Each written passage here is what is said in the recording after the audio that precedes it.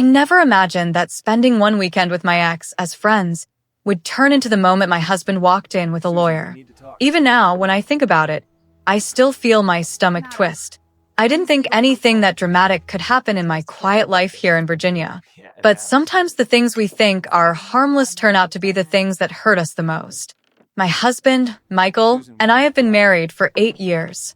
He's a calm, steady man, someone who always takes the logical path. We met in our early 30s, married fast, and settled into a comfortable routine. I always believed trust was our strongest point. Maybe that belief made me careless. My ex, David, reached out 2 weeks before everything fell apart. He and I had dated in our 20s. We were young, we were a little wild, and the relationship ended because we were both too immature to make it work. But there was never bad blood, only unfinished memories. When he sent a message saying he was coming to town for a weekend and wanted to catch up, I didn't think much about it. I told Michael. His response was quiet, a little too quiet. "You haven't talked to him in years," he said. "I know," I answered, "but it's just as friends. Nothing more."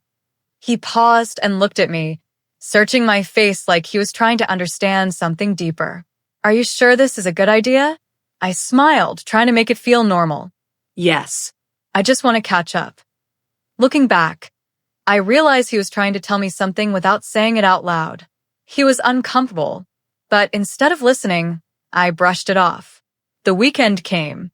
David rented a small cabin near the lake, the same area where we used to go when we were young. I told myself it didn't mean anything, just old memories, nothing more. I told Michael the plan. He nodded slowly and said, "Okay, stay safe." His voice didn't sound angry. It sounded tired. When I arrived at the cabin, David greeted me with the same warm smile I remembered.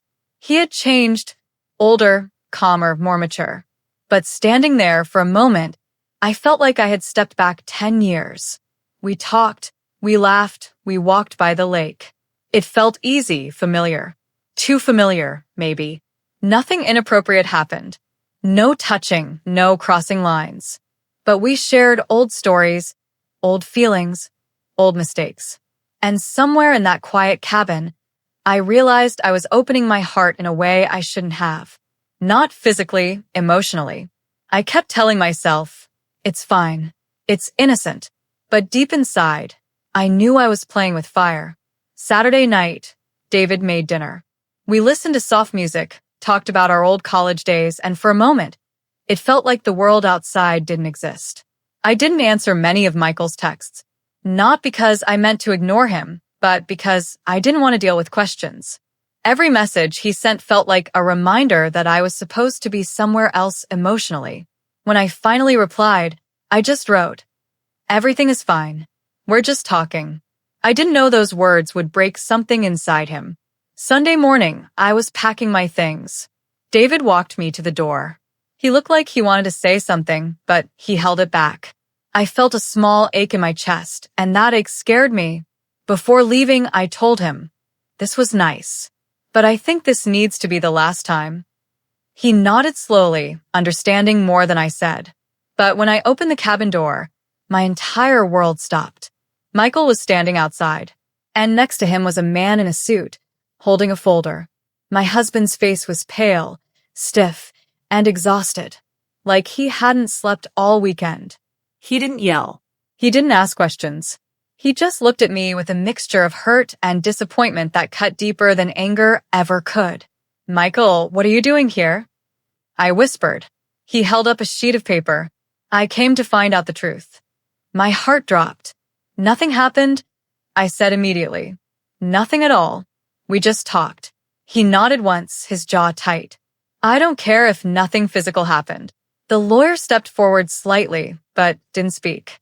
He was only there because Michael wasn't sure what he would walk into. Michael continued, "You spent the weekend with a man you used to love. You ignored my messages. You told me it's fine, when it clearly wasn't fine." His voice shook.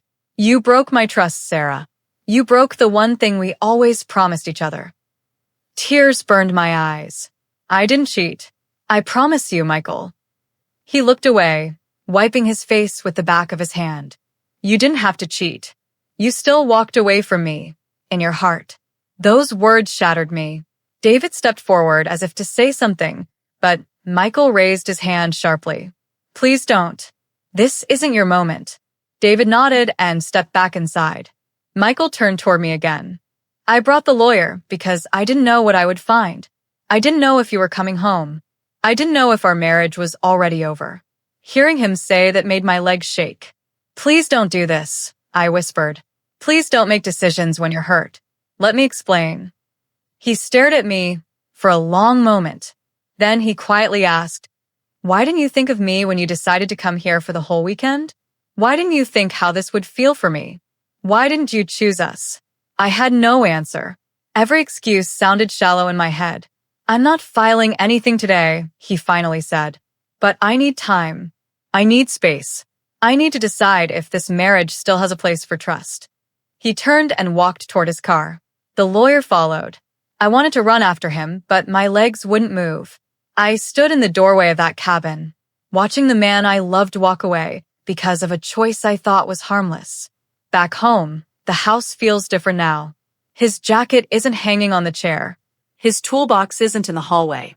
He took some clothes, a few essentials, and left a short note on the kitchen counter. I need to breathe. I read that note 100 times. I don't know what will happen next. I don't know if he will forgive me, or if this weekend will be the reason our marriage ends.